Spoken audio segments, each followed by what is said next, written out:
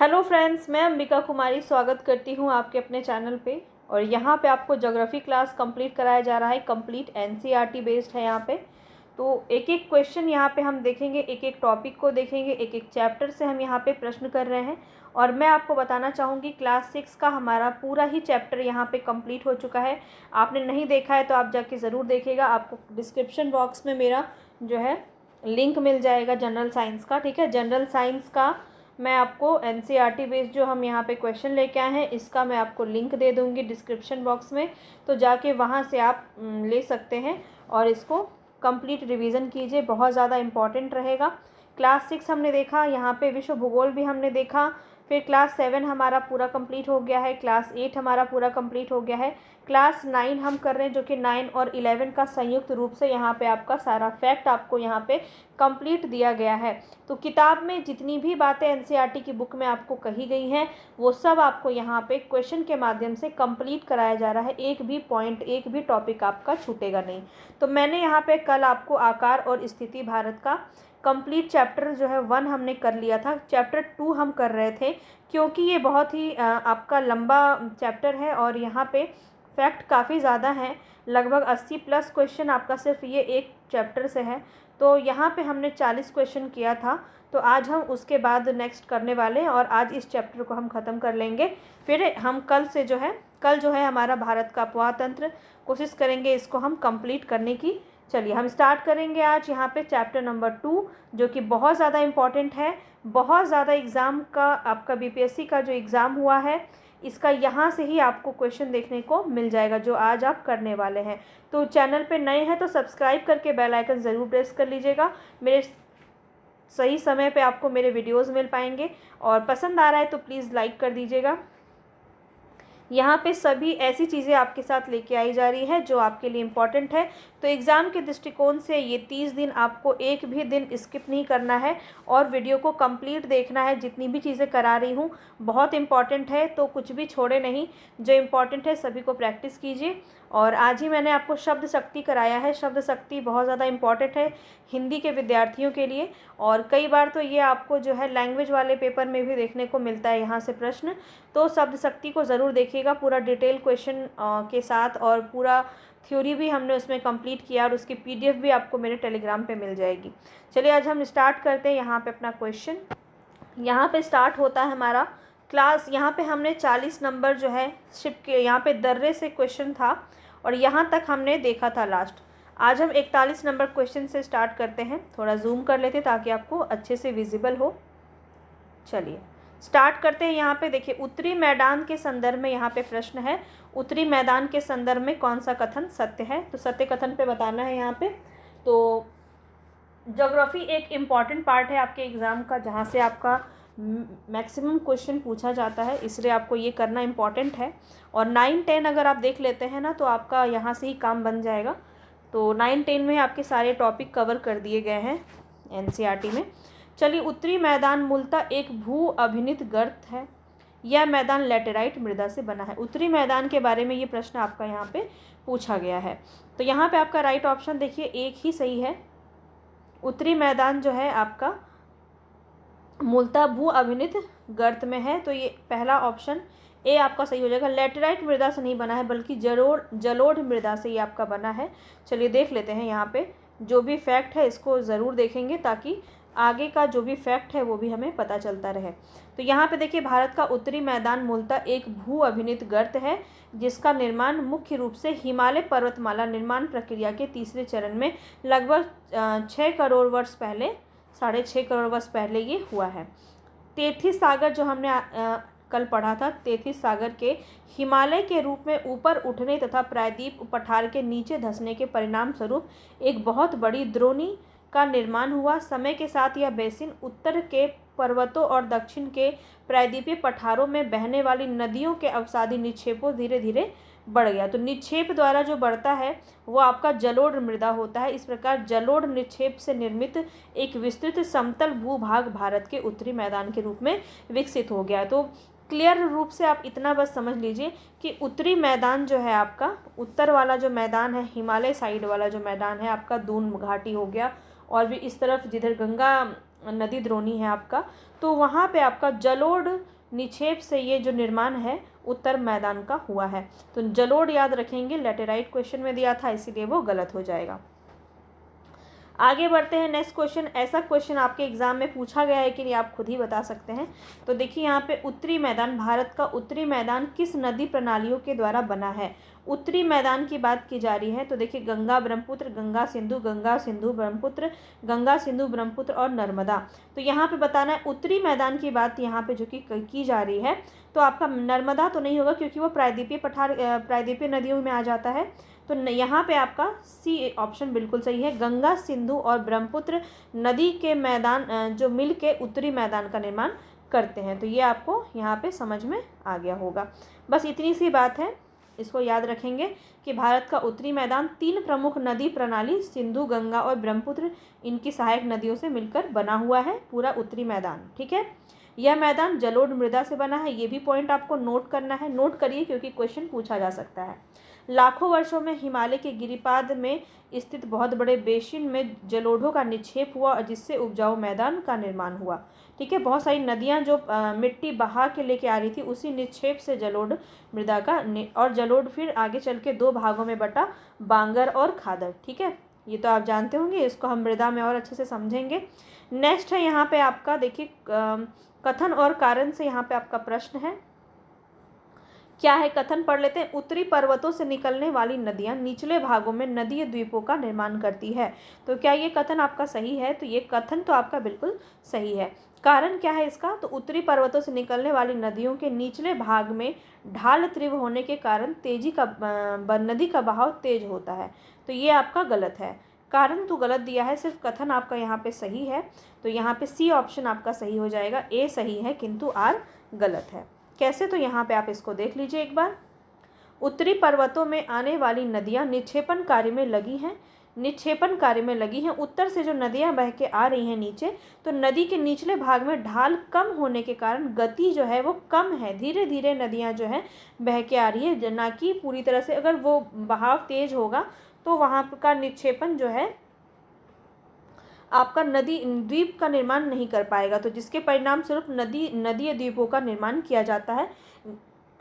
ढाल कम है वहाँ पे, ढाल ज़्यादा होगा तब तो तेज़ हो जाएगा, लेकिन ढाल जो है वहाँ पे कम है निचले भागों में, इस वजह से गति जो है कम है, ये बात आपको ध्यान रखना है।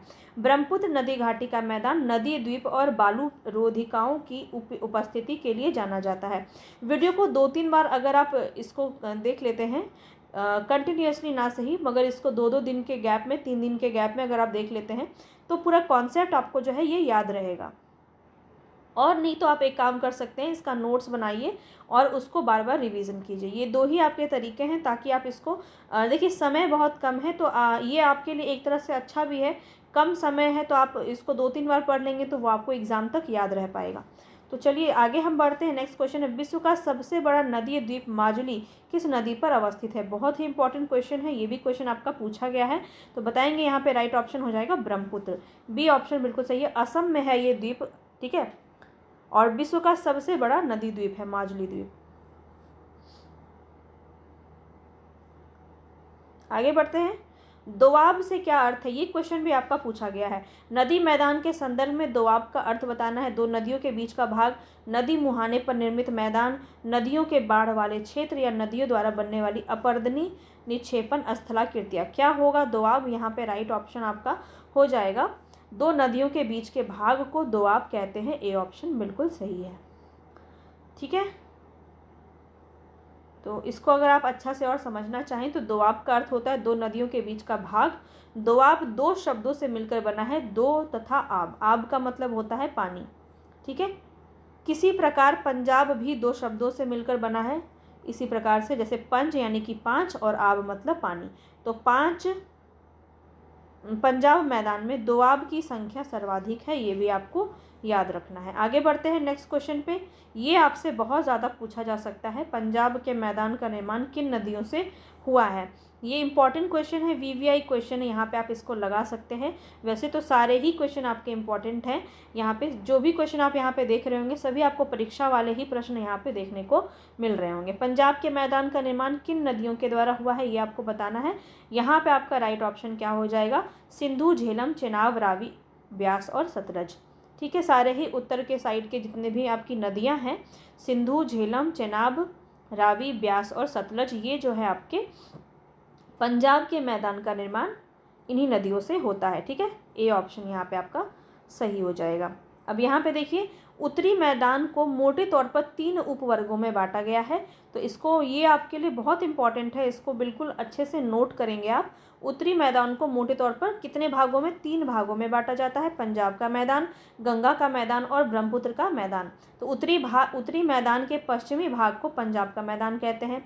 ठीक है, अब देखिए कैसे समझेंगे इसको आप। तो ये मान लीजिए आपका भारत है, जो ये वाला पार्ट है ना, जहाँ पे पंजाब के क्या बोल रहा है, उत्तर में, उत्तर के भी पश्चिम में, इस तरफ से देखिए पंजाब बोल रही हूँ, पाकिस्तान साइड से जो है आपका ये सिंधु नदी, सतलज नदी इधर से देखिए आपका निकलती है।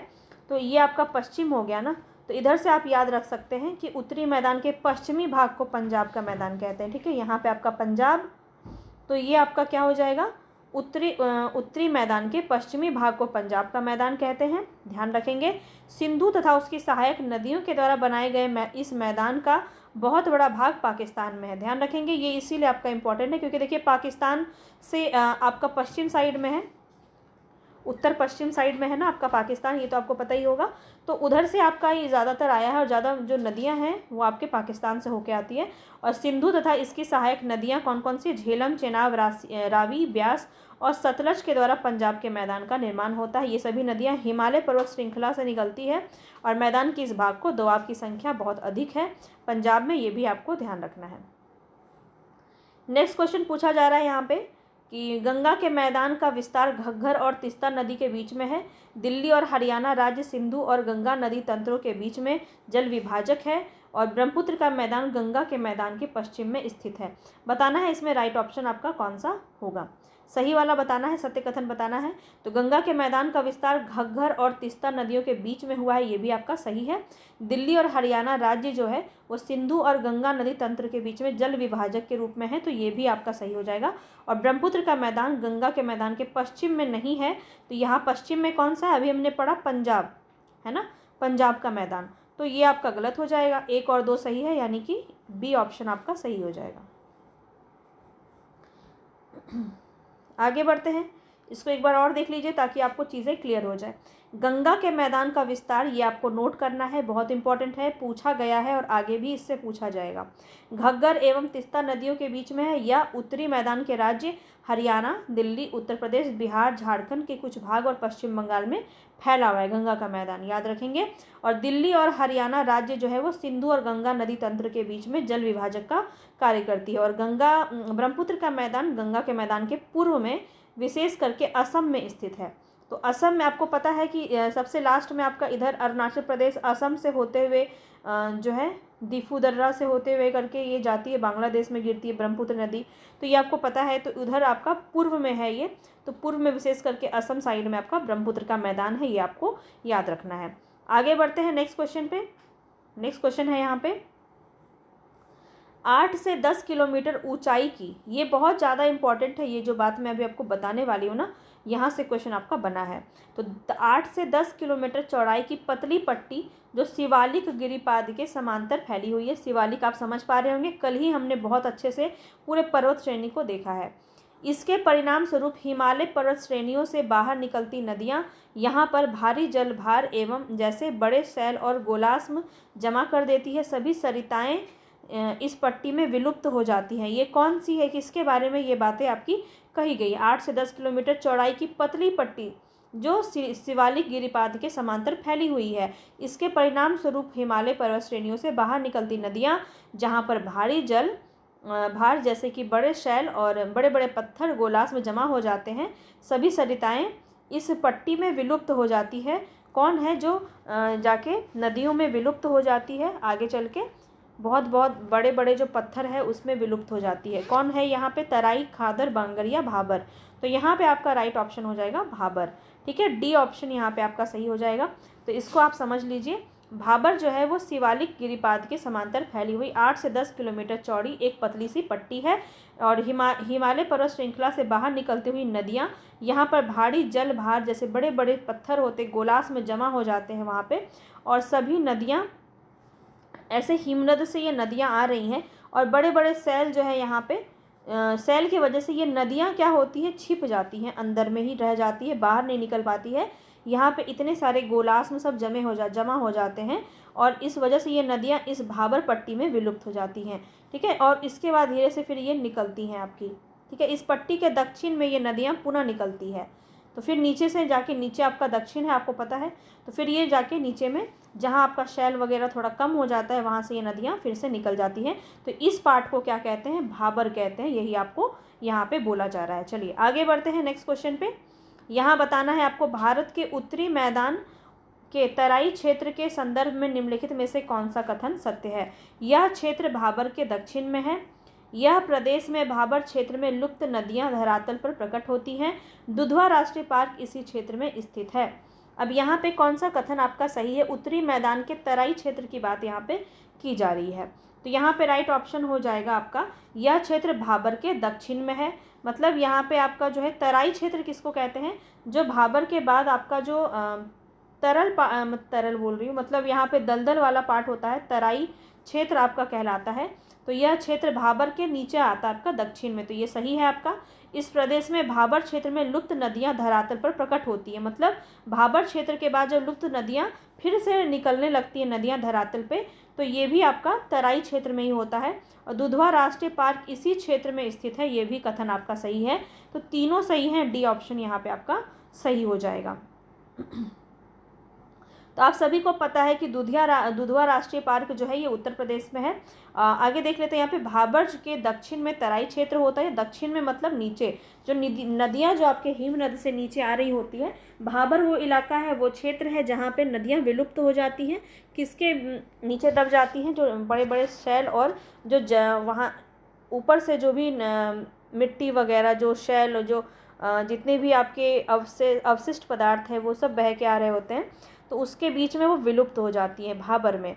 और उसके नीचे जब वो फिर धीरे धीरे नदियाँ निकलने लगती हैं तो तराई क्षेत्र आता है। ठीक है, तो जिसकी चौड़ाई क्या है? 10 से 20 किलोमीटर है। भाबर क्षेत्र में लुप्त नदियाँ इस धरातल में निकल कर आती हैं, क्योंकि इनकी निश्चित वहिकाएँ नहीं होती हैं या क्षेत्र अनूप बन जाता है, जिसे तराई कहते हैं। अब देखिए, एक आपको हल्का सा फिगर में बताती हूँ ताकि आपको ये समझ में आए। देखिए, ये आपकी हिमनद से नदियाँ आपकी निकल के आ रही है, और साथ में ये बहुत सारे पत्थर, अपने साथ में मिट्टी, कण, बारूद, बहुत सारी चीज़ें आपके साथ में ये निक्षेप करती हुई आ रही हैं। तो ये एक जगह पे आपका जमा हो जाता है, बहुत सारे पत्थर आपके जमा हो जाते हैं, तो नदियाँ क्या होती है? नीचे में विलुप्त हो जाती है। तो ये वाला नाम आपका क्या कहलाएगा? भाबर कहलाएगा। समझ में आया? अब फिर से ये नदियाँ धीरे धीरे, अब क्या होता है, यहाँ पे नदी का कोई जगह तो नहीं है कि इसी डायरेक्शन में इसे बहना है। तो ये कभी यहाँ से निकलती है, कभी इधर से निकलती, कभी इधर से थोड़ा पानी निकल जाता है, थोड़ा पानी इधर से निकल जाता है। तो ये वाला पार्ट क्या होता है? दलदली हो जाता है, दलदली इलाका हो जाता है। ये बहुत जगह पानी यहाँ पे जो है मिट्टी में दलदली क्षेत्र का निर्माण करता है, और ये दलदला क्षेत्र क्या है? यही है आपका तराई क्षेत्र, इसी को तराई कहते हैं। समझ में आया अब? तो ये यहाँ पे चूँकि नदियाँ यहाँ पर नम और दलदली क्षेत्र का निर्माण करती है, इसी कारण यह क्षेत्र प्राकृतिक वनस्पतियों से ढका रहता है। अब यहाँ दलदलें हैं तो यहाँ पे बहुत सारे पौधे उग जाते हैं। दलदली इलाका में बहुत सारा पौधा उग जाता है आपका, वनस्पतियों से ये ढका हुआ रहता है। इस प्रकार के वन्य प्राणियों का घर होता है ये। और दुधवा राष्ट्रीय पार्क भी इसी क्षेत्र में स्थित है, जो उत्तर प्रदेश के लखीमपुर खीरी जिले में उत्तर प्रदेश नेपाल की सीमा पर अवस्थित है। दुधवा राष्ट्रीय पार्क काफ़ी इंपॉर्टेंट पॉइंट है, इसको भी आप नोट करेंगे। और उम्मीद है आप तराई और भाबर क्षेत्र को बहुत अच्छे से समझ गए होंगे। और दुधवा राष्ट्रीय पार्क जो है यहाँ पे उत्तर प्रदेश और नेपाल के सीमा पर अवस्थित है, ये भी आपको ध्यान में रखना है। चलिए आगे बढ़ते हैं। उत्तरी मैदान के संदर्भ में निम्नलिखित में से कौन सा कथन सही है, ये बताना है। सारा क्वेश्चन आपका उत्तरी मैदान से कंप्लीट होगा। अभी सारा टॉपिक हम करने वाले हैं, तो तसल्ली से सारे वीडियो को कंप्लीट देखिएगा, ताकि यहाँ से कुछ भी आपका छूटे नहीं। तो उत्तरी मैदान का सबसे अधिक भाग पुरानी जलोढ़ मृदा से बना हुआ है। ये कथन हमने पढ़ा था ना, सही था, तो ये कथन तो सही है आपका। उत्तरी मैदान के बांगर क्षेत्र की मृदा में चूनेदार निक्षेप पाए जाते हैं, ये कथन भी आपका सही है। ठीक है, उत्तरी मैदान के बाढ़ वाले मैदानों के नए और युवा निक्षेप को खादर कहते हैं, तो ये भी सही है। बांगर आपका पुराना वाला क्षेत्र होता है और नया वाला क्षेत्र है वो आपका क्या कहलाता है, खादर कहलाता है। दोनों ही जलोढ़ मृदा के अंदर आते हैं और तीनों ऑप्शन यहाँ पे आपका सही है, तो डी ऑप्शन यहाँ पे आपका सही हो जाएगा। अब देखिए यहाँ पे कुछ बातें जो आपको बताई गई हैं इंपॉर्टेंट है, उसको नोट भी करते चलेंगे। तो उत्तरी मैदान का सबसे विशालतम भाग पुरानी जलोढ़ मृदा से बना हुआ है। पुरानी जलोढ़ मृदा का मतलब क्या है, भाबर, और नई जलोढ़ नई बांगर है, और नई जलोढ़ मृदा है आपका खादर। ठीक है, ये आपको पहले तो पता होना चाहिए। और पुरानी जलोढ़ मृदा से ये बना हुआ है उत्तरी मैदान का विशाल क्षेत्र, और ये नदियों के बाढ़ वाले मैदान के ऊपर स्थित है तथा वेदिका जैसी आकृति प्रदर्शित करती है। इस भाग को बांगर कहते हैं। ठीक है, ये आपका पुराना वाला जलोढ़ है। और इस क्षेत्र की मृदा में चूनेदार निक्षेप पाए जाते हैं। ये आपको नोट करना है कि बांगर जो इलाका है, बांगर क्षेत्र है तो वहाँ पे क्या होता है, वहाँ की मृदा जो है वो चूनेदार निक्षेप पाए जाते हैं, जिसे स्थानीय भाषा में कंकड़ कहा जाता है। ठीक है, ध्यान रहेगा। आगे देखिए, बाढ़ वाले मैदानों के नए तथा युवा निक्षेपों को खादर कहा जाता है। इसका लगभग प्रत्येक वर्ष पुनः निर्माण होता है, इसीलिए उपजाऊ होते हैं तथा गहन खेती के लिए आदर्श माने जाते हैं। तो आपको कैसे अपने नोट्स बनाने हैं, खादर लिखेंगे आप, नई अगर कहें जलोढ़ मृदा तो खादर हो जाएगा, युवा निक्षेप कहा जाए तो भी खादर हो जाएगा। और इसके अंदर क्या क्या होगा, तो ये प्रत्येक पुनर्निर्माण होता है, इसका प्रत्येक वर्ष पुनर्निर्माण होता है। फिर पॉइंट दे के लिखेंगे, ये उपजाऊ होते हैं, गहन खेती के लिए आदर्श हो माने जाते हैं। इस मैदान में नदी की प्रौढ़ावस्था से बनने वाली अपर्दनी और निक्षेपण स्थलाकृतियाँ जैसे बालू रोदिका, विसर्प, गोखुर झीलें और गुम्फित नदियाँ इसमें पाई जाती हैं, तो खादर में ही पाई जाती हैं, ये भी आपको ध्यान रखना है। बालू रोदिका, विसर्प जो ऐसे करके आपकी नदियाँ निकलती है, गोखुर झीलें जो कि गोखुर झीलें क्या है, जो नदियाँ बह रही हैं और किसी एक जगह पे चाहे बारिश का पानी हो या फिर मिट्टी वहाँ पे बहुत ज़्यादा गहरी हो, तो धरती वहाँ पे गहरी हो तो वहाँ पे जमा हो जाता है, और थोड़ा सा ऊपर आने पे धरातल होता है, फिर नीचे नदियाँ, तो ये जो है एक तालाब टाइप का ये बन जाता है, ये आपका गोखुर झील कहलाता है। इस प्रकार का गुम्फित नदियाँ, ये सभी जो स्थलाकृतियाँ हैं, ये स्थलाकृतियाँ आपके खादर में बनती हैं, ये भी आपको ध्यान रखना है, बहुत इंपॉर्टेंट है, प्रश्न यहाँ से पूछा जाएगा। आगे बढ़ते हैं नेक्स्ट क्वेश्चन पे। प्रायद्वीपीय पठार से संबंधित नीचे दिए गए कथनों पर विचार कीजिए, बताएंगे यहाँ पे कौन सा आपका राइट ऑप्शन होगा। अच्छा, कथन यहाँ पे असत्य बताना है। तो इस पठारी भाग में संकरी तथा गहरी घाटियाँ पाई जाती है। प्रायद्वीपीय पठार की बात की जा रही है, तो यहाँ पे ये वाला आपका हाँ, तो ये वाला आपका गलत हो जाएगा। ठीक है, संकरी तथा गहरी घाटियाँ पाई जाती है पठारी भाग में। प्रायद्वीपीय पठार के संबंध में ये कथन आपका गलत है। यहाँ की पहाड़ियाँ हैं गोलाकार होती हैं, इस प्रकार से होती हैं, ऐसी नहीं होती हैं। ये आपकी हिमालय की पर्वत श्रेणियाँ जो हैं ऐसे रहती हैं, लेकिन यहाँ पे गोलाकार आपका पर्वत माना होता है प्रायद्वीपीय पठार में। और यह भारत के प्राचीनतम और स्थिर भूभागों में से एक है। सबसे प्राचीनतम है, सबसे प्राचीनतम में अगर बात कर रहे हैं हम, तो कौन सा आ जाएगा, अरावली। अरावली ध्यान में रखेंगे, ये सबसे ज़्यादा जो है आपका पुराना में आ जाएगा। तो यहाँ पे आपका ये भी सही है। गलत पूछा जा रहा है तो एक ही गलत है, यानी कि ए ऑप्शन आपका यहाँ पे सही हो जाएगा। अब इसको थोड़ा हम देख लेते हैं। प्रायद्वीपीय पठार एक तिकोने आकृति वाला स्थल है, मतलब इसका मतलब क्या हुआ, ये वाला जो इलाका है आपका, ये दक्षिण भारत के दक्षिण बिंदु में, तो यहाँ पे इस तरह से कुछ आपका प्रायद्वीपीय पठार है। तो ये 3 कोने यानी ट्रायंगल बनाता है, ये भी आपको एग्जाम में पूछा जाता है, तो ये भी ध्यान में रखेंगे। ठीक है, जो पुराने क्रिस्टलीय आग्नेय और रूपांतरित शैलों से बना है, तो क्वेश्चन आपका ये भी पूछा जाता है। देख सकते हैं एक एक लाइन से क्वेश्चन बनाया गया है, तो आपको पता होना चाहिए प्रायद्वीपीय पठार जो है वो आग्नेय या रूपांतरित शैल से बना हुआ है। ये भी आपको प्रश्न मैंने करवाया है।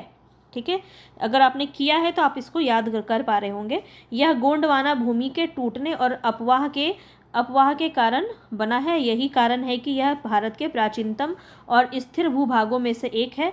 इस पठारी भाग में चौड़ी और छिछली घाटियाँ एवं गोलाकार पहाड़ियाँ हैं। तो चौड़ी है और छिछली घाटियाँ हैं। ठीक है, क्वेश्चन में यहाँ क्या दिया हुआ था, संकरी और गहरी घाटियाँ हैं, नहीं होती हैं, इसलिए वो गलत था।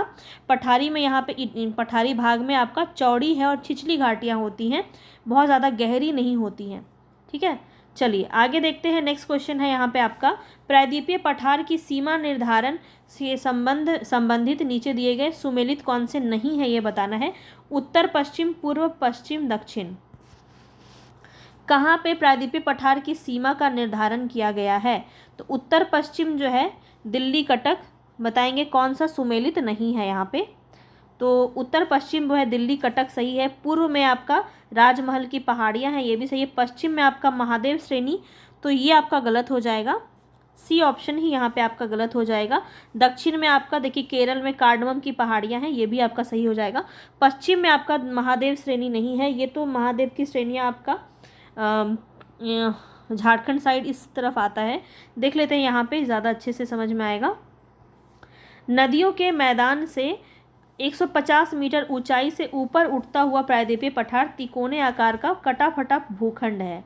ठीक है, बहुत ज़्यादा छिछली इसीलिए हमने कहा क्योंकि यहाँ पे बहुत ज़्यादा गहरी घाटियाँ नहीं मिलती है देखने को। और उत्तर पश्चिम में दिल्ली कटक यानी अरावली का विस्तार है। पूर्व में राजमहल की पहाड़ियाँ, ठीक है। महादेव की पहाड़ियाँ किधर? पूर्व में है। ठीक है, मैंने ठीक ही बताया, उस तरफ झारखंड साइड में आपका पूर्व में आपका क्या हो जाएगा, राजमहल की पहाड़ियाँ। पश्चिम में गिर पहाड़ियाँ जो गुजरात साइड में। दक्षिण में कार्डमम की पहाड़ियाँ जिसको इलायची की पहाड़ियाँ भी कहते हैं। प्रायद्वीपीय पठार की सीमाएं निर्धारित करती है, तो इसको आपको नोट करना है, इंपॉर्टेंट है। उत्तर पूर्व में शिलोंग तथा कार्बी एंगलोंग का पठार भी इसी भूखंड का विस्तार है, ध्यान रखेंगे। उत्तर पूर्व में शिलोंग तथा कार्बी एंगलोंग, तो ये भी आपका जो है प्रायद्वीपीय पठार के अंदर आता है, याद रखेंगे। नेक्स्ट क्वेश्चन है यहाँ पे आपका, निम्नलिखित में से कौन कौन से पठार प्रायद्वीपीय पठार के भाग हैं? प्रायद्वीपीय पठार के भाग यहाँ पे आपसे पूछा गया है, तो पलामू पठार, मालवा पठार, कोयम्बटूर, कर्नाटक, मेघालय, बताना है यहाँ पे प्रायद्वीपीय पठार के भाग कौन से होंगे। तो यहाँ पे आपका राइट ऑप्शन है ऑल, सभी। पलामू भी आपका जो है, पलामू पठार भी आपका प्रायद्वीपीय पठार में आएगा, मालवा भी आएगा, कर्नाटक भी आएगा, कोयम्बटूर, मेघालय, ये सब आपका जो है इसी के अंदर आ जाएगा। तो सारे ही सही हैं, डी ऑप्शन सही हो जाएगा। कौन कौन सा है और देख लेते हैं यहाँ पे। तो झारखंड वाला इलाका इधर हजारीबाग पठार, पलामू पठार, रांची पठार, मालवा, कोयम्बटूर पठार, कर्नाटक, ये सब आपका प्रायद्वीपीय पठार के अंदर पाया जाता है। मेघालय और कार्बी एंगलोंग का पठार भी मुख्य प्रायद्वीप पठार के भाग हैं, जो भ्रंश घाटी बनने के कारण छोटा नागपुर पठार से अलग हो गया है। बाद में यह नदियों द्वारा बहाकर लाए गए जलोढ़ निक्षेप द्वारा पाट दिया गया। तो जो है किसकी बात यहाँ पे की गई, कार्बी एंगलोंग का पठार और मेघालय का पठार किस तरह से छोटा नागपुर से अलग हो गया भ्रंश घाटी बनने के कारण। ठीक है, तो ये सारी बातें आपको यहाँ पे समझ में आ गई। नेक्स्ट क्वेश्चन है, नेक्स्ट क्वेश्चन पे चलते हैं। यहाँ पे बताना है आपको, निम्न में से कौन कौन सी प्राकृतिक स्थलाकृतियाँ प्रायद्वीपीय पठार में पाई जाती हैं? प्राकृतिक बताना है स्थलाकृतियाँ, तो कौन कौन सी यहाँ पे आपकी सही हो जाएगी। टॉर भी बनता है, ब्लॉक पर्वत भी बनता है, पर्वत स्कंद भी बनता है, और नग्न चट्टान संरचना ये भी बनता है। छत्रक चट्टानें ये आपका नहीं होगा। तो यहाँ पे देखिए प्राकृतिक स्थलाकृतिक प्रायद्वीपीय पठार जो है 1 2 3 5 कहाँ है, 1 2 3 5, बी ऑप्शन यहाँ पे आपका सही हो जाएगा। प्रायद्वीपीय क्षेत्र की मुख्य प्राकृतिक स्थलाकृतियों में टॉर, ब्लॉक पर्वत, भ्रंश घाटियाँ, पर्वत स्कंद, नग्न चट्टान संरचना, टेकड़ी पहाड़ी श्रृंखला और क्वार्टजाइट भित्तियाँ पाई जाती हैं। ठीक है, जो प्राकृतिक जल संग्रह के स्थल हैं, ध्यान रखेंगे। चलिए आगे बढ़ते हैं। नेक्स्ट क्वेश्चन है यहाँ पे, प्रायद्वीपीय पठार के अनेक हिस्से भू उत्थान व निम्नज भ्रंश तथा विभ्रंश निर्माण प्रक्रिया के अनेक पुनरावर्ती दौर से गुजरे हैं, इसका प्रमाण क्या है? इसका प्रमाण क्या है? रिफ्ट घाटी, ब्लॉक पर्वत या फिर टॉर? तो बताना यहाँ पे आपका राइट ऑप्शन क्या हो जाएगा, रिफ्ट घाटी और ब्लॉक घाटी, ये 2 हो जाएगा। 1 और 3 सी ऑप्शन यहाँ पे आपका सही हो जाएगा। तो इसको थोड़ा सा समझ लेंगे। भारत का प्रायद्वीपीय भाग जो है वो इंडो ऑस्ट्रेलियन प्लेट का हिस्सा होने के कारण ऊर्ध्वाधर हलचलों व भ्रंश खंडों से प्रभावित है। प्रायद्वीपीय पठार भू उत्थान व निम्नज भ्रंश तथा विभ्रंश निर्माण प्रक्रिया के अनेक पुनरावृत्ति दौर से गुजरे हैं। नर्मदा ताप्ती महानदी जो है ये रिफ्ट घाटियाँ तथा सतपुड़ा जो है वो ब्लॉक पर्वत का उदाहरण है। इसको आप नोट करेंगे, इंपॉर्टेंट है। टॉर जो है वो धरातलीय सतह पर चट्टानों के अपर्दन के फलस्वरूप बनने वाली स्थलाकृति है। चलिए आगे बढ़ते हैं। प्रायद्वीपीय पठार के संबंध में नीचे दिए गए कथन में बताना है कौन सा कथन आपका सही है। सामान्यतः प्रायद्वीपीय पठार की ऊंचाई पश्चिम से पूर्व की ओर कम होती चली जाती है। तो क्या ये कथन आपका सही है? तो ये बिल्कुल सही है आपका। और प्रायद्वीपीय पठार की पश्चिमी और उत्तर पश्चिमी भाग में मुख्य रूप से काली मिट्टी पाई जाती है। ये भी आपका इंपॉर्टेंट है। दोनों फैक्ट यहाँ पे नोट कर लेंगे, इंपॉर्टेंट है। सी ऑप्शन सही हो जाएगा। चलिए आगे बढ़ते हैं। बताना है यहाँ पे आपका दक्कन ट्रैप क्या है। भारतीय प्रायद्वीपीय पठार से संबंधित दक्कन ट्रैप बताना है। नग्न चट्टानी वाली स्थलाकृति है, काली मृदा से युक्त पठारी क्षेत्र है, पश्चिमी घाट एवं पूर्वी ढलानों में पाई जाने वाली मृदा है, या फिर यहाँ पाई जाने वाली चौड़ी और छिछली घाटियाँ हैं। तो यहाँ पे आपका राइट ऑप्शन हो जाएगा काली मृदा से युक्त पठारी क्षेत्र है, दक्कन ट्रैप याद रखेंगे। बी ऑप्शन आपका सही हो जाएगा। इसकी उत्पत्ति जो है वो ज्वालामुखी से हुई है, इसीलिए इसके शैल आग्नेय हैं। वास्तव में इन शैलों का समय का साथ अपर्दन हुआ है और इनसे काली मृदा का निर्माण हुआ है। आगे चलते हैं। नेक्स्ट क्वेश्चन है पश्चिमी घाट को स्थानीय तौर पर अनेक नाम दिए गए हैं। यहाँ से क्वेश्चन आपका बहुत पूछा जाता है, तो ये भी आपको ध्यान में रखना है, ठीक है। महाराष्ट्र सह्याद्री, कर्नाटक अन्नामलाई, केरल कार्डमम, तमिलनाडु नीलगिरी। तो यहाँ पे कौन सा सुमेलित है ये बताना है आपको। तो यहाँ पे देखिए महाराष्ट्र जो है, महाराष्ट्र में इसको सह्याद्री कहते हैं। पश्चिमी घाट को स्थानीय तौर पे यहाँ पे नाम पूछा जा रहा है, तो महाराष्ट्र में जो है पश्चिमी घाट को क्या कहते हैं? सह्याद्री कहते हैं। तो पहला तो आपका सही है। कर्नाटक अन्नामलाई, देखिए अन्नामलाई ये पर्वत श्रेणी है, ये आपका नहीं होगा। केरल कार्डमम यहाँ पे आपका पाया जाता है, थर्ड नंबर ये भी आपका सही है। अन्नामलाई देखिए कर्नाटक नहीं होगा, तमिलनाडु साइड में है, इसीलिए गलत हो गया। और तमिलनाडु में नीलगिरी है आपका, तो नीलगिरी भी आपका सही हो जाएगा, ठीक है। तो देखिए आपका पश्चिमी घाट और पूर्वी घाट का मिलन जो है ये नीलगिरी में ही होता है, तो ये नीलगिरी तमिलनाडु में है। और ये आपका यहाँ पे क्वेश्चन पूछा जाता है कि इन दोनों का मिलन कौन से पर्वत श्रृंखला पे होता है, तो नीलगिरी की पहाड़ी पे होता है। तो ये भी आपको ध्यान रखना है। 1, 3 और 4 यहाँ पे राइट ऑप्शन हो जाएगा। 1, 3, 4 डी ऑप्शन, डी ऑप्शन सही हो जाएगा। अब देखिए कहाँ पे क्या बोला जाता है ये आपको याद रखना है। तो मुख्य उच्चावच लक्षणों के कारण प्रायद्वीपीय पठार को 3 भागों में बांटा गया है। दक्कन का पठार, मध्य उच्च भूभाग और उत्तर पूर्वी पठार, ये 3 भाग में बांटा गया है प्रायद्वीपीय पठार को, ये आपको नोट करना है। दक्कन के पठार के पश्चिम में पश्चिमी घाट, पूर्व में पूर्वी घाट और उत्तर में सतपुड़ा, मैकार और महादेव पहाड़ियाँ हैं। उत्तर में ये दक्कन के पठार का आपको ये भी आपको डायरेक्शन यहाँ पे याद में रखना है। और यहाँ पे ये तो आपने देख ही लिया। स्थानीय नाम महाराष्ट्र में सह्याद्री, कर्नाटक और तमिलनाडु में नीलगिरी, केरल में अन्नामलाई और इलायची यानी कार्डमम की पहाड़ियाँ हैं। चलिए ये आपको यहाँ से नोट करना है, इंपॉर्टेंट है। चलिए आगे बढ़ते हैं। बताना है यहाँ पे पश्चिमी घाट की ऊंचाई उत्तर से दक्षिण की ओर घटती जाती है। बताना यहाँ पे संदर्भ सही बताना है आपको। पश्चिमी घाट की ऊंचाई उत्तर से दक्षिण की ओर घटती जाती है, तो ये आपका कथन गलत है। अधिकांश प्रायद्वीपीय नदियों की उत्पत्ति पश्चिमी घाट से हुई है, ये आपका सही है। और पश्चिमी घाट सतत है तथा इन्हें केवल दर्रों के द्वारा ही पार किया जाता है, ये भी सही है। ये दोनों सही है, 2 और 3 यहाँ पे बी ऑप्शन सही हो जाएगा, ठीक है। तो इसको यहाँ पे नोट करिए। पश्चिमी घाट की ऊंचाई उत्तर से दक्षिण की ओर बढ़ती जाती है, घटती नहीं है। ज़्यादातर प्रायद्वीपीय नदियों की उत्पत्ति जो है पश्चिमी घाट से हुई है। कौन कौन सी?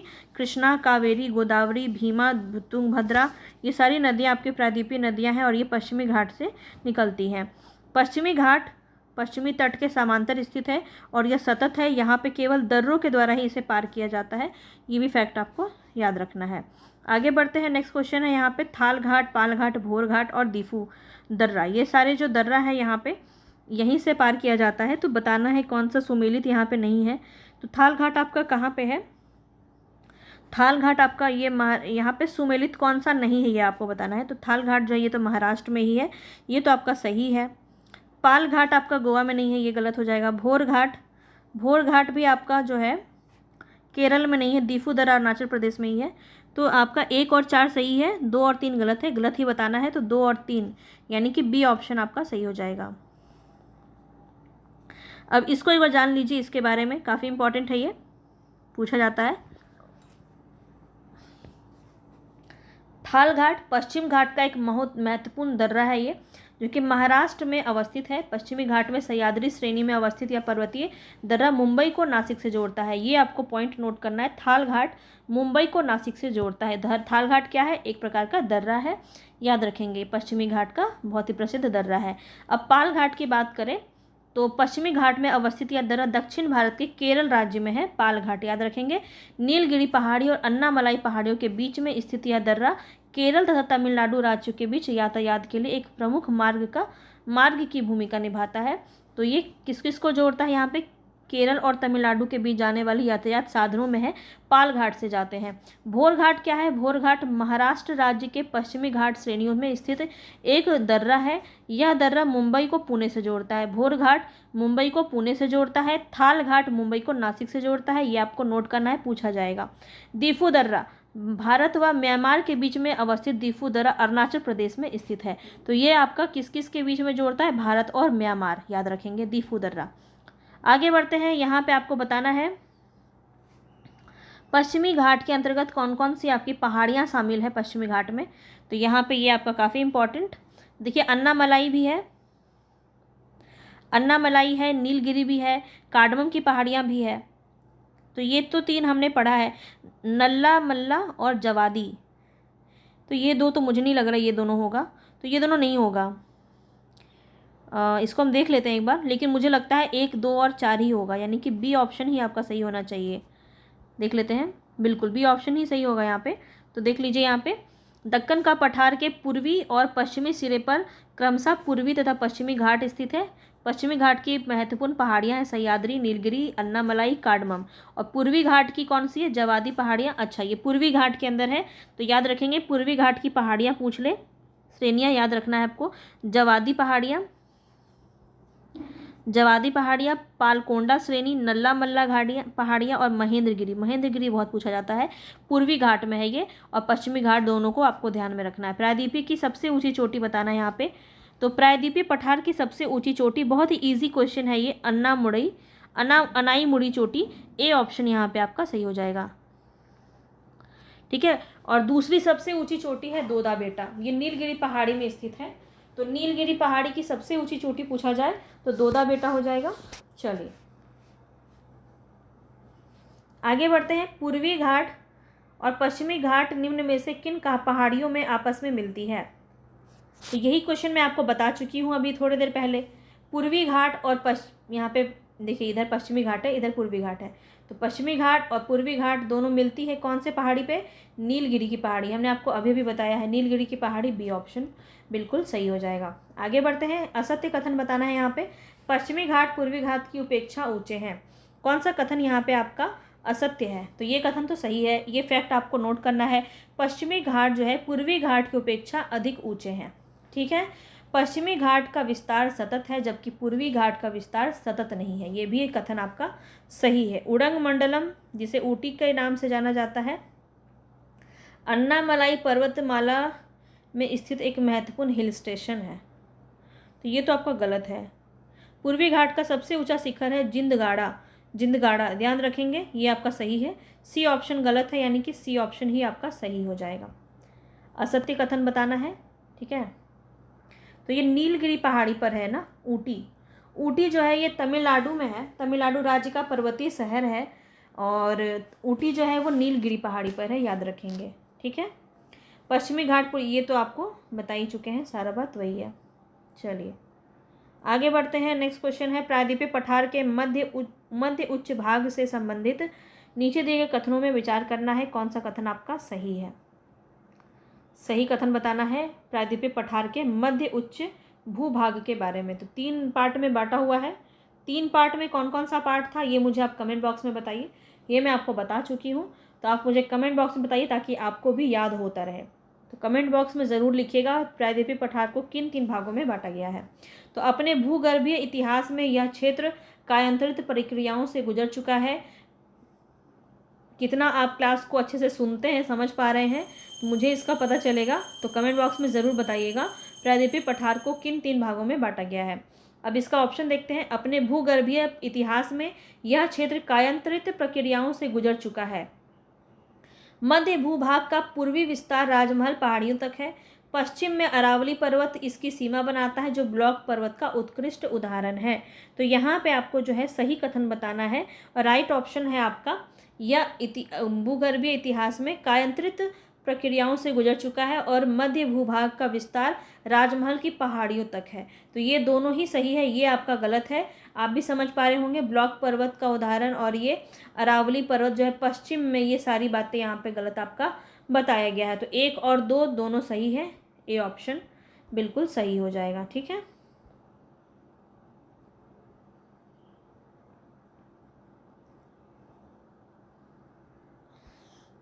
ये इंपॉर्टेंट है, इसको एक बार देख लीजिए। नर्मदा नदी के उत्तर में प्रायद्वीपीय पठार का वह भाग जो कि मालवा के पठार के अधिकतर भागों में फैला हुआ है, उसे उच्च मध्य भूभाग कहते हैं। ठीक है, अपने भूगर्भीय इतिहास में यह क्षेत्र कायांतरित प्रक्रियाओं से गुजर चुका है और कायांतरित चट्टानों जैसे कि संगमरमर, स्लेट और नीस, आपको पता है कि ये संगमरमर, स्लेट और नीस जो है आपका कायांतरित चट्टान के अंदर आएगा। उपस्थिति का प्रमाण है, यहाँ पे आपके मिलते हैं इस प्रकार से। और मध्य भूभाग जो है यहाँ पे राजमहल की पहाड़ियों तक इसका विस्तार है और दक्षिण में छोटा नागपुर के पठार में खनिज पदार्थों का भंडार है। तो इस तरह से आपको ये बात याद रखना है। चलिए आगे बढ़ते हैं। मेघालय के पठार से संबंधित यहाँ पे प्रश्न है, देख लेते हैं।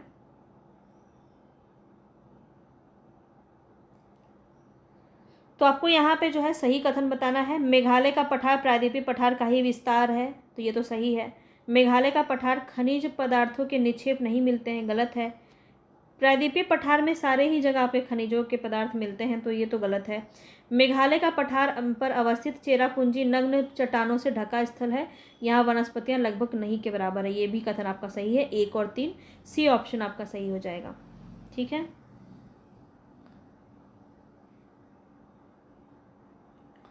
तो कौन कौन से खनिज आपके यहाँ पे पाए जाते हैं, देखिए। भारत के उत्तर पूर्व पठार एक विस्तारित रूप है प्रायद्वीपीय पठार का, और हिमालय की उत्पत्ति के समय इंडियन प्लेट के उत्तर पूर्व दिशा में खिसकने के कारण राजमहल की पहाड़ियाँ और मेघालय के पठार के बीच में भ्रंश घाटी बनने से यह अलग हो गया था। ठीक है, बाद में यह नदियों द्वारा बहाकर जलोढ़ निक्षेप द्वारा पाट दिया गया, ये तो हमने देखा था। और आज मेघालय और कार्बी एंगलोंग पठार जो है असम में इसी कारण से मुख्य प्रायद्वीपीय पठार से अलग थलग हो गए हैं। तो छोटा नागपुर के पठार में क्या है, मेघालय पठार की तरह ही कोयला, लोहा, सिलीमेनाइट, चूने के पत्थर, यूरेनियम, ये सारे खनिज पदार्थ यहाँ पे पाए जाते हैं। नेक्स्ट क्वेश्चन है यहाँ पे आपका, मेघालय के पठार को 3 भागों में बांटा गया है, गारो, खासी और जयंतिया। ये विभाजन का आधार क्या है, वनस्पति, वर्षा की मात्रा की वजह से, स्थलाकृत भिन्नता या फिर जनजातियों की वजह से। किस वजह से इनको 3 भागों में बांटा गया है, गारो, खासी और जयंतिया की पहाड़ियाँ।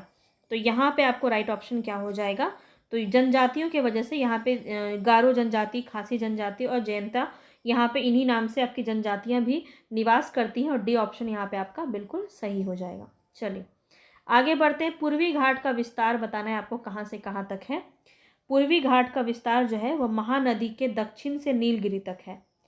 महानदी के दक्षिण से नीलगिरी तक है, ये आपको यहाँ पे ध्यान रखना है। ए ऑप्शन आपका यहाँ पे सही हो जाएगा। भारतीय मरुस्थल के संदर्भ में बताना है कौन सा कथन यहाँ पे सही है। मरुस्थल से प्रश्न यहाँ पे पूछा गया है और सही कथन बताना है। भारतीय मरुस्थल अरावली पहाड़ियों के दक्षिण पश्चिम में स्थित है। इस क्षेत्र की भूगर्भिक चट्टान संरचना प्रायद्वीपीय पठार का विस्तार है। लूनी नदी इस क्षेत्र की महत्वपूर्ण नदी है। तो भारतीय मरुस्थल के संबंध में अगर पूछा जाए तो आपका 2 और 3 बिल्कुल सही है। इस क्षेत्र की भूगर्भिक चट्टान संरचना प्रायद्वीपीय पठार का विस्तार है और लूनी नदी इस क्षेत्र की महत्वपूर्ण नदी है।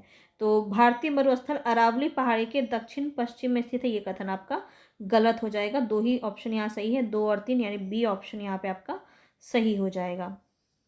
तो यहाँ पे देख लेते हैं। विशाल भारतीय मरुस्थल अरावली पहाड़ियों के उत्तर पश्चिम में स्थित है।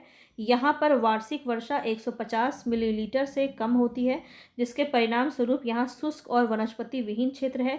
यद्यपि इस क्षेत्र की भूगर्भित चट्टान संरचना प्रायद्वीपीय पठार का विस्तार है, तथापि अत्यंत शुष्क दशाओं के कारण इसकी धरातलीय आकृतियाँ भौतिक अपक्षय और पवन क्रिया द्वारा निर्मित होती है।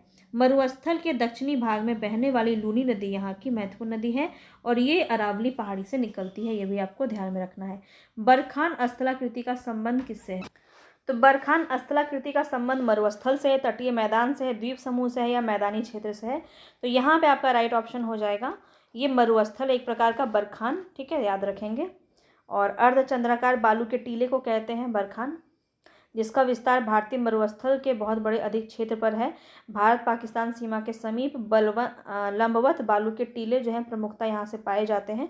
जैसलमेर के समीप बरखान में समूह देखे जा सकते हैं। भारतीय मरुस्थल एक उबड़ खाबड़ भूतल है जिस पर बहुत ही अनुदैर्य रेतीले टीले और बरखान पाए जाते हैं। आगे बढ़ते हैं। यहाँ बताना है स्थलाकृतियाँ भारतीय मरुस्थल क्षेत्र में पाए जाते हैं कौन कौन से। तो स्थानांतरित रेतीले टीले, छत्रक चट्टानें, मरुस्थल और टॉर बताना है। यहाँ पे आपका राइट ऑप्शन क्या हो जाएगा? तो देखिए टॉर तो नहीं होगा, टॉर को तो हमने देखा था ऊपर, ये आपका मरुस्थल के अंदर नहीं आता है। यहाँ पे स्थानांतरित रेतीले टीले होते हैं। छत्रक चट्टानें देखिए देखा होगा आपने, चट्टानें बने हुए होते हैं मरुस्थल में, कुछ ऐसे ऐसे बने होते हैं मशरूम की तरह, तो ये आपके छत्रक चट्टानें होते हैं। मरुद्यान भी होता है, ओसिस, ठीक है। तो तीनों यहाँ पे आपका 1, 2, 3 सही हो जाएगा। ए ऑप्शन 1, 2, 3 ए ऑप्शन आपका बिल्कुल सही है।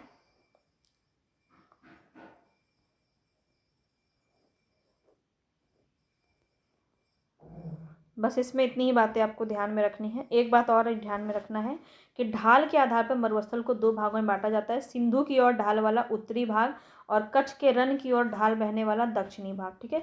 और कम वर्षा और अधिक वर्षा वाष्पीकरण की वजह से इस प्रदेश में हमेशा जल की कमी रहती है। इस क्षेत्र में नदियाँ थोड़ी दूरी तय करने के बाद लुप्त हो जाती हैं। इसलिए अगर पूछा जाए अंतःस्थलीय अपवाह क्षेत्र का निर्माण जो है यहाँ पे होता है, और लूनी नदी जो है ये कच्छ के रण में जाके विलुप्त हो जाती है। ये भी आपको ध्यान रखना है, कच्छ के रण में जाके लूनी नदी विलुप्त हो जाती है। चलिए आगे बढ़ते हैं। भारत श्रीलंका के बीच में अवस्थित है, ये क्वेश्चन तो आपने बहुत ही, अब हम थोड़ा बॉर्डर वाले क्वेश्चन पे पहुंच चुके हैं और हमने आज बहुत अच्छे से जो है पश्चिमी प्रायद्वीपीय पठार को आज हमने समझा बहुत अच्छे से, और उत्तरी मैदान को हमने समझा, और उत्तर पूर्वी मैदान को बहुत अच्छे से आप समझ पाए होंगे। तो कैसा लगा होगा आज का क्वेश्चन बताइएगा। चलिए अभी घबराइए मत, क्वेश्चन है अभी। और भारत श्रीलंका के बीच क्या अवस्थित है? पाक जल संधि, मन्नार की खाड़ी। तो यहाँ पे आपका राइट ऑप्शन क्या हो जाएगा? 1 और 3 यहाँ पे। ये तो बिल्कुल ईजी है, बहुत बार करवा चुकी हूँ, तो ये क्वेश्चन आपके गलत नहीं होने चाहिए। डी ऑप्शन यहाँ पे आपका सही हो जाएगा, ठीक है। पश्चिम तटीय मैदान के संदर्भ में नीचे दिए गए कथन पे आपको बताना है कौन सा कथन सही है, ठीक है। तो यहाँ पे देख लेते हैं। पश्चिमी तटीय मैदान पर मध्य में चौड़े परंतु उत्तर तथा दक्षिण में संकीर्ण होते हैं, गलत है। इसको हमने देखा था अभी। पश्चिमी तटीय मैदान नीचे जाते जाते जो है संकीर्ण नहीं होते बल्कि चौड़े होते जाते हैं। पश्चिमी तटीय मैदान जलमग्न तटीय मैदान का उदाहरण है, ये सही है। पश्चिमी तटीय मैदान में बहने वाली नदियाँ डेल्टा नहीं बनाती हैं, बहुत इंपॉर्टेंट है, और ये क्वेश्चन भी आपका यहाँ पे ऑप्शन भी सही है। तो सही आपका 2 और 3 यानी बी ऑप्शन आपका सही हो जाएगा। इसको ध्यान से आप नोट करेंगे। स्थिति और सक्रिय भू आकृतिक प्रक्रियाओं के आधार पर भारतीय तटीय मैदान को 2 भागों में बांटा गया, पश्चिमी तटीय मैदान, पूर्वी तटीय मैदान, ठीक है। पश्चिमी तटीय मैदान मध्य में संकीर्ण किंतु उत्तर और दक्षिण में चौड़े होते जाते हैं, ये आपको ध्यान रखना है। इसकी विशेषता पूछी जा सकती है। पश्चिमी तटीय मैदान जलमग्न तटीय मैदान के उदाहरण है, और इस तटीय मैदान में बहने वाली नदियाँ डेल्टा नहीं बनाती है, ये आपको याद रखना है, बल्कि एस्चुरी बनाती है। क्या बनाती है? एस्चुरी बनाती है। कौन सी प्रमुख है? तो देखिए नर्मदा और ताप्ती, ये दोनों ही नदियाँ काफ़ी इंपॉर्टेंट हैं, ठीक है। तो ये आपको ध्यान रखना है। ये क्या बनाती है? एस्चुरी बनाती है, डेल्टा नहीं बनाती है। आगे बढ़ते हैं। कथन और कारण से आपका प्रश्न है। पश्चिमी तट पतनों और बंदरगाहों के विकास के लिए प्राकृतिक परिस्थितियां प्रदान करता है। तो क्या ये कथन आपका सही है? बिल्कुल सही है। कथन बताना है, पश्चिमी तटीय मैदान एक जलमग्न संकीर्ण पट्टी है, अभी भी हमने देखा था। तो कारण भी सही है, इसी वजह से जो है यहाँ पे पतन और बंदरगाह एक प्राकृतिक परिस्थितियाँ यहाँ पे प्रदान करती है। तो ए ऑप्शन सही हो जाएगा। ठीक है, ए ऑप्शन सही हो जाएगा। कारण और कथन दोनों ही सही हैं। आगे बढ़ते हैं। पश्चिमी तटीय मैदान के विभाजन के संदर्भ में यहाँ पे क्वेश्चन है आपका, तो कौन सा तट जो है कहाँ पे, ये क्वेश्चन भी आपका बहुत ज़्यादा पूछा गया है, वीवीआई क्वेश्चन है, इसको भी आप नोट करेंगे। तो सुमेलित कौन सा नहीं है ये बताना है आपको। तो देखिए, गुजरात काठियावाड़ तट पे है, ये आपका सही है। महाराष्ट्र जो है कोंकण तट कहलाता है, ये भी सही है। कर्नाटक आपका मलाबार तट सही है। केरल आपका कोरोमंडल तट नहीं होता, तमिलनाडु होता है। तो डी ऑप्शन आपका गलत है, यानी कि डी ऑप्शन ही आपका सही हो जाएगा। ठीक है, तो पूर्वी तटीय मैदान का दक्षिणी भाग है वो कोरोमंडल तट के नाम से जाना जाता है, याद रखना है। चलिए आगे बढ़ते हैं। पश्चिमी तटीय मैदान की प्राकृतिक बंदरगाह आपको बताना है। अभी आपने पढ़ा कि यहाँ पे बहुत सारे प्राकृतिक बंदरगाह पाए जाते हैं, कौन कौन से हैं नाम भी आपको याद रखना है। और यहाँ पे देख लेते हैं, पारादीप नहीं होगा, न्हावा शेवा, मंगलोर भी हो जाएगा, विशाखापट्टनम और कांडला। ठीक है, तो 2 3 4 5, विशाखापट्टनम नहीं होगा, सॉरी, विशाखापट्टनम आपका जो है प्राकृतिक बंदरगाह में नहीं होगा। 2 3 5 यहाँ पे आपका सही हो जाएगा। न्हावा शेवा, मंगलोर और कांडला, 2 3 5 है ऑप्शन में, सी ऑप्शन आपका यहाँ पे सही हो जाएगा। यहाँ पे देख लीजिए, कांडला क्या है, तो यह गुजरात राज्य के कच्छ की खाड़ी में स्थित एक ज्वारीय बंदरगाह है। मंझगांव क्या है, ये महाराष्ट्र के मुंबई तट पर स्थित एक भारत का अग्रणी शिपयार्ड है। न्हावा शेवा बंदरगाह ये क्या है, तो यह मुंबई बंदरगाह के निकट ही स्थित है। इसका निर्माण मुंबई बंदरगाह के दबाव को कम करने के लिए किया गया। यह देश का सबसे आधुनिक एवं सर्व सुविधा युक्त बंदरगाह है, ये भी आपको ध्यान रखना है। तो तीनों को नोट कर लीजिए जो भी इंपॉर्टेंट आपको लगता है। मोरमुआगो, ठीक है, मुगाओ जो है ये अरब सागर के गोवा राज्य में स्थित एक प्राकृतिक बंदरगाह है, इसको भी नोट करेंगे। न्यू मंगलोर ये बंदरगाह कर्नाटक राज्य में स्थित है।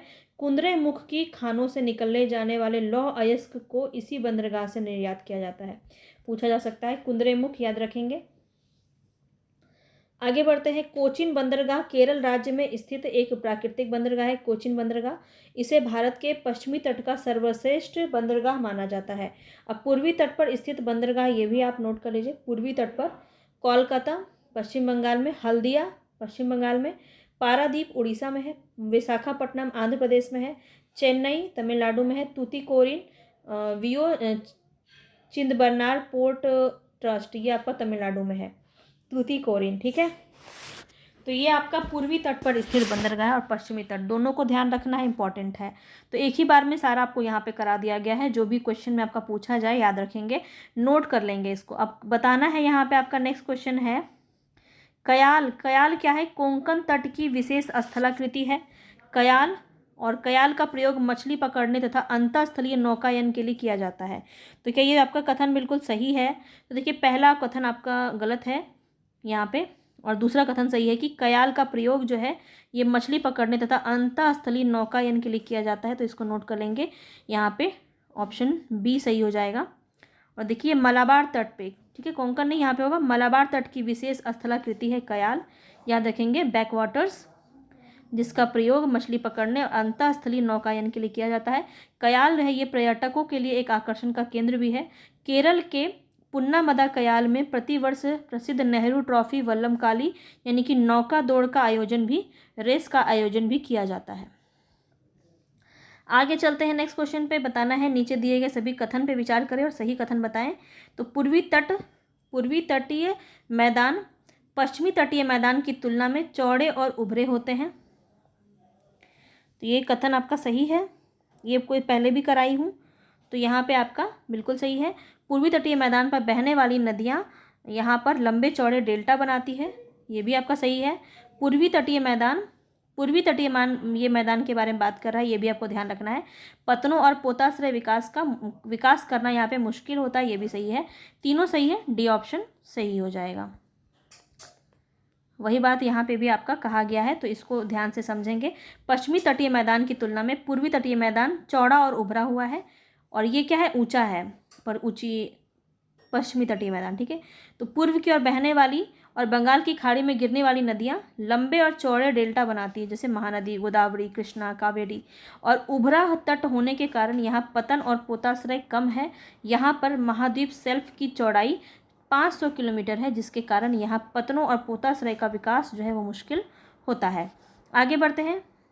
नेक्स्ट क्वेश्चन है, ये भी क्वेश्चन आपका बहुत ज़्यादा पूछा गया है, ध्यान रखेंगे। ये पर्वत चोटियों पर विचार करना है और कौन से द्वीप समूह में या किस जगह पे आपका ये स्थित है, ये बताना है। सैंडल पीक से आप इसका बहुत अच्छे से आपको समझ में आ गया होगा क्वेश्चन का आंसर क्या है, क्योंकि बहुत प्रसिद्ध है सैंडल पीक, माउंट डिओवली, माउंट कोयोब और माउंट थ्यूलर, ये सब कहाँ आता है आपका, अंडमान निकोबार द्वीप समूह। ए ऑप्शन यहाँ पे आपका सही है। सैंडल पीक सबसे ऊंची पीक है अंडमान निकोबार द्वीप समूह की, याद रखेंगे। तो भारत की 2 द्वीप समूह है, पहला बंगाल की खाड़ी और दूसरा अरब सागर में। बंगाल की खाड़ी में द्वीपों के 2 श्रेणियां बांटा गया, उत्तर में अंडमान और दक्षिण में निकोबार। उत्तरी अंडमान में अवस्थित सैडल पीक इस द्वीप की सबसे ऊंची चोटी है, और माउंट डियो वैली मध्य अंडमान में, माउंट कोयोब दक्षिण अंडमान में, माउंट थ्विलर ग्रेट निकोबार में अवस्थित है। इसको भी नोट कर लेंगे, डिटेल में पूछा जाए तो क्वेश्चन यहाँ से आ सकता है। एकमात्र सक्रिय ज्वालामुखी द्वीप बताना है भारत का कौन सा है, तो सबको पता है यहाँ पे राइट ऑप्शन यहाँ पे क्या हो जाएगा। देखिए नाम नहीं दिया गया है, लेकिन मध्य अंडमान के पूर्व में है। देखिए यहाँ पे अगर इस तरह से डायरेक्शन पूछ लिया गया तो यकीन मानिए बहुत सारे एग्जाम में क्वेश्चन बहुतों के गलत हो जाएंगे।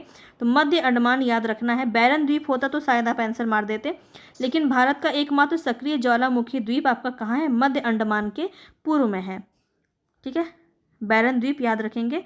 NCERT 11 में देखिए यहाँ पे बताया गया है आपको, स्रोत भी यहाँ पे बता दिया गया है कि कहाँ से ये लिया गया है। एकमात्र ये सक्रिय ज्वालामुखी है। नेक्स्ट क्वेश्चन है, डिग्री चैनल किसको पृथक करता है। 10 डिग्री चैनल किसको पृथक करता है, ये आपको बताना है। तो यहाँ पे देखिए ये सागर में आपका दिया गया है 9 डिग्री चैनल, 10 डिग्री चैनल, इस तरह से आपका दिया गया है। तो ये बताना है 10 डिग्री चैनल किसको अलग करता है अंडमान को निकोबार से। तो देखिए यहाँ पे आपका राइट ऑप्शन हो जाएगा, अंडमान को निकोबार से अलग करता है, याद रखेंगे 10 डिग्री चैनल।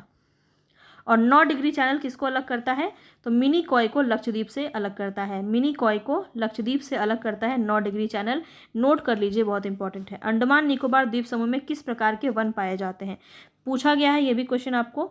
तो ये इसका राइट ऑप्शन हो जाएगा, सदाबहार वन यहाँ पे पाए जाते हैं। बी ऑप्शन यहाँ पे आपका सही हो जाएगा, ठीक है।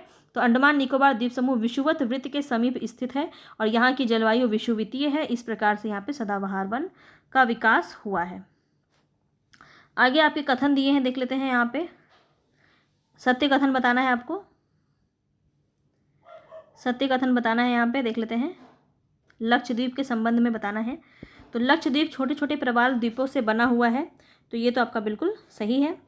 11 डिग्री चैनल इस द्वीप को 2 भागों में बांटता है, ये भी सही है। और इस द्वीप समूह के उत्तर में कोन्नानोर द्वीप और दक्षिण में अमीनी द्वीप स्थित है। तो डायरेक्शन में गलती कर दिया है यहाँ पे, तो यहाँ पे जो है 1 और 2 ही सही होगा, ये गलत है, तो इसको ध्यान रखेंगे। डिटेल में देख लेते हैं यहाँ पे।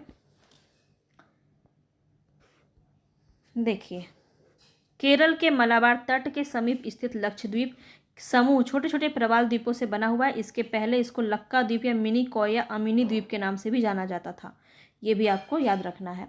इसका नाम लक्षद्वीप पड़ा 1973 में। यहाँ पर 36 द्वीप है, इनमें से 11 जो है 11 पर ही मानव का आवास है। और ये जो है कहीं कहीं पे 10 भी पढ़ने को मिलता है कि 10 द्वीप में आदमी निवास करते हैं, मनुष्य निवास करते हैं। और 11 चैनल पूरे द्वीप समूह को 2 भागों में बांट देता है, ये भी आपका कथन बिल्कुल सही है। और लक्षद्वीप के उत्तर में अमीनी द्वीप, दक्षिण में कन्नौर द्वीप है, उल्टा कर दिया था इसलिए इसको याद रखना है। इस द्वीप समूह के में तूफान निर्मित पुलिन है और जिस पर अबद्ध गुटिकाएँ, सीलिंग, गोलास्मकाएँ और गोलास्म पूर्वी समुद्री तट पाए जाते हैं। कवारती द्वीप जो है लक्षद्वीप का प्रशासनिक मुख्यालय है, ये भी इंपॉर्टेंट है, पूछा जाता है। इस द्वीप समूह पर कई प्रकार के पादप और जंतु पाए जाते हैं। और आज का हमारा अंतिम क्वेश्चन और हमारा पूरा चैप्टर जो 2 है ये ख़त्म हो गया फाइनली। चलिए, पिटली द्वीप, यहाँ मनुष्य का आवास नहीं है तथा वहाँ एक पक्षी अभ्यारण्य है। भारत में यह किस जगह पर स्थित है? जहाँ मनुष्य का आवास नहीं है, पिटली द्वीप के बारे में बात की जा रही है। तो ये आपका लक्षद्वीप समूह की बात की जा रही है। यहाँ पे जो है पिटली द्वीप पर एक पक्षी अभ्यारण्य है और यहाँ कोई मानव का निवास नहीं है। तो ये हो गया पूरा यहाँ पे फैक्ट आपका कंप्लीट। कल हम अपवाह तंत्र करेंगे, पूरा नदी तंत्र, पूरा गंगा ब्रह्मपुत्र सिंधु नदी तंत्र सब देखेंगे डिटेल में, ठीक है। सारे क्वेश्चन को समझेंगे। कैसा लगा यहाँ तक क्वेश्चन आपको ज़रूर बताइएगा और कमेंट बॉक्स में मुझे ज़रूर बताइएगा। पसंद आया हो तो प्लीज़ लाइक तो बनता है मेरे लिए इतना सा, तो लाइक कर दीजिएगा जल्दी से, और नए हैं चैनल पे तो सब्सक्राइब कर दीजिएगा। मिलेंगे फिर कल क्लास 9 के चैप्टर 3 में। तब तक के लिए राधे राधे। पढ़ते रहिए, मुस्कुराते रहिए और बार बार प्रैक्टिस कीजिए, रिवीजन कीजिए। नमस्ते।